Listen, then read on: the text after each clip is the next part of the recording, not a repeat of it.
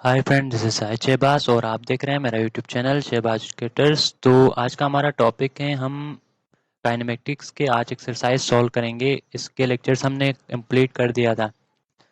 तो सबसे पहले हम न्यूमेरिकल को सॉल्व करेंगे, एमसीक्यूज को सॉल्व करेंगे। सबसे पहला है scalar quantities have dash and suitable unit. मतलब स्केलर क्वांटिटीज ऐसे क्वांटिटीज को कहते थे जिसकी सिर्फ मैग्नीट्यूड होती थी, डायरेक्शन नहीं होती थी। तो यहाँ पे ये ए वाला मैग्नीट्यूड सही है। बात है vector quantities have dash along with magnitude and unit. मतलब वेक्टर क्वांटिटीज के मैग्नीट्यूड एंड यूनिट के साथ उसका क्या होते थे, डायरेक्शन होते थे। तो यहाँ पे बी सही है क्योंकि मैग्नीट्यूड तो पहले ही यहाँ पे लिखा हुआ है, तो यहाँ पे दोबारा डालने की जरूरत नहीं है। उसके बाद है which one is a vector quantity. Vector quantity उसको कहते थे जिसमें मैग्नीट्यूड के साथ क्या होते थे, डायरेक्शन होते थे। तो यहाँ पे वेट क्या है, एक वेक्टर क्वांटिटी है। मास और टाइम क्या है, दोनों स्केलर क्वांटिटी है। बात है which one is a scalar quantity. मतलब स्केलर क्वांटिटी यहाँ पे क्या है, टाइम यहाँ पे क्या है, स्केलर क्वांटिटी है। बाकी फोर्स एंड वेलोसिटी यहाँ पे वेक्टर क्वांटिटी है। तो यहाँ पे ए वाला ऑप्शन सही है। Distance is a dash quantity. Distance क्या है, एक स्केलर क्वांटिटी है। और डिस्प्लेसमेंट क्या था, एक वेक्टर क्वांटिटी था। तो यहाँ पे क्या है, बी वाला ऑप्शन यहाँ पे सही है। What is the SI unit of acceleration. Acceleration का जो एसआई यूनिट है वो हमारा क्या है, मीटर पर सेकंड स्क्वायर। तो यहाँ पे बी हमारा ऑप्शन सही है। उसके बाद है what is the SI unit of a velocity. Velocity का जो एसआई यूनिट है वो क्या है, मीटर पर सेकंड है।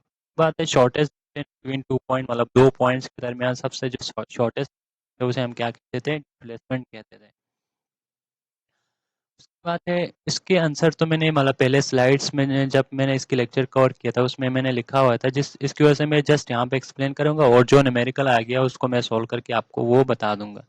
तो सबसे पहला क्वेश्चन है define rest and motion. Rest किसे कहते थे, अगर कोई ऑब्जेक्ट अपने सराउंडिंग के हिसाब से अपनी पोजीशन चेंज नहीं कर रहा हो उसे हम क्या कहेंगे, रेस्ट कहेंगे। अगर कोई ऑब्जेक्ट अपने सराउंडिंग के हिसाब से उसकी पोजीशन चेंज कर रहा हो उसे हम क्या कहेंगे, मोशन कहेंगे।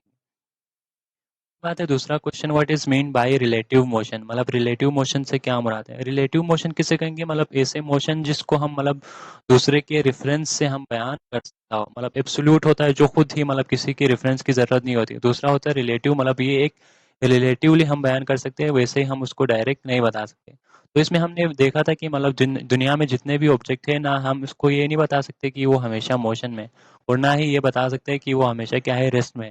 ये उस रेफरेंस पे डिपेंड करता है जहाँ से हम क्या करें, इसको हम ऑब्जर्व करें। फर्ज करें इसके एग्जांपल में हमने देखा था, फर्ज करें एक मूविंग पैसेंजर्स, मतलब मूविंग बस है जिसमें बहुत सारे पैसेंजर्स हैं। मतलब पैसेंजर्स तो सीट पे बैठा हुआ है, तो पैसेंजर को एक दूसरा पैसेंजर किस में नजर आएगा, मतलब रेस्ट में नजर आएगा, क्योंकि दोनों एक दूसरे के मतलब अपने सराउंडिंग चेंज नहीं कर रहे अपने हिसाब से। लेकिन अगर कोई बंदा बाहर से खड़ा हो और वो उन लोगों को ऑब्जर्व कर रहा हो तो बस तो मोशन में है। तो उसके हिसाब से मतलब जितने भी बंदे अंदर बैठे हुए वो भी किस में होंगे, मोशन में होंगे। इस तरह हम देख सकते हैं एक ही वक्त में मतलब किसी को ये रेस्ट में लग रहा है, किसी को ये मोशन में लग रहा है। मतलब रिलेटिव है, मतलब एक रेफरेंस के रेफरेंस पे डिपेंड करता है कि वो मोशन में है या रेस्ट में। तो ऐसे मोशन को हम क्या कहेंगे, रिलेटिव मोशन कहेंगे।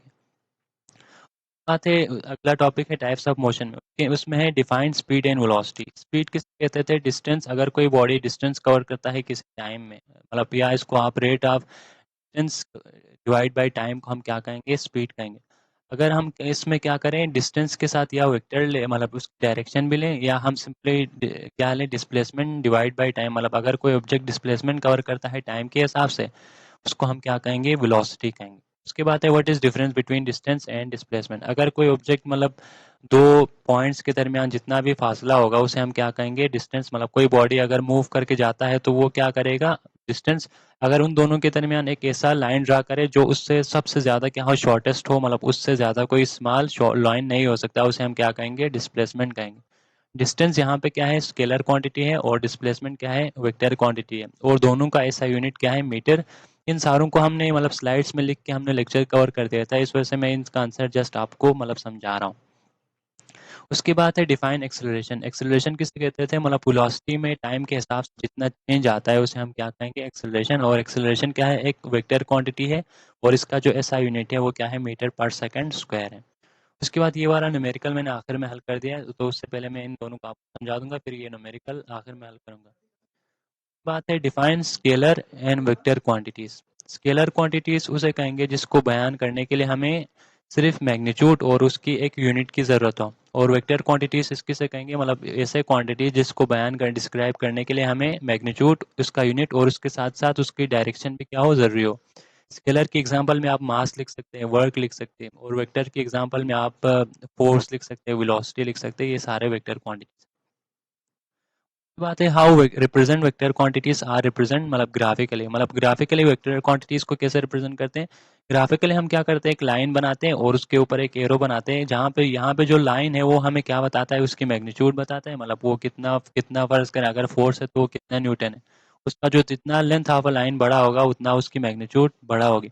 और ऊपर जो एरो है वो हमें क्या बताता है, उसकी डायरेक्शन को बताता है। तो इस तरह हम ग्राफिकली वेक्टर क्वांटिटीज को रिप्रेजेंट कर सकते हैं।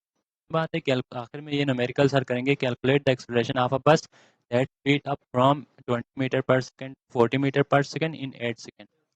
हमने एक्सेलरेशन निकालना है, तो इसमें वी आई दिया हुआ है 20 मीटर पर सेकंड, और वी एफ कितना दिया हुआ है 40 मीटर पर सेकंड, और टाइम हमें 8 सेकंड दिया हुआ है। यहाँ पे एक्सेलरेशन क्या होगा, final velocity minus initial velocity divide by time. Final velocity 40 metre per second और initial velocity 20 metre per second, और डिवाइड बाय टाइम है, टाइम हमारे पास 8 सेकंड। 40 में से 20 माइनस करेंगे तो 20, और डिवाइड बाय 8 होगा। अब इसको हमने 4 से कट किया, 4 टू ज़ा 8, 4 5 ज़ा 20, 5 डिवाइड बाई 2 आ गया। 5 डिवाइड बाई 2 को हमने 2.5 डिवाइड किया तो 2.5, और आखिर में 2.5, और यहाँ पे ये पहले हमने ऊपर नहीं लेके गए, जब आप 2 को ऊपर लेके जाएंगे तो मीटर पर सेकंड स्क्वायर हो जाएगा एक्सेलरेशन का यूनिट। तो आज का ये हमारा लेक्चर था। अगर आपको ये वीडियो पसंद है तो आपने हमारे चैनल को सब्सक्राइब और बेल आइकन को भी दबा देना है, ताकि आपको हमारे आने वाले वीडियोस मिलते रहे। Thanks for watching.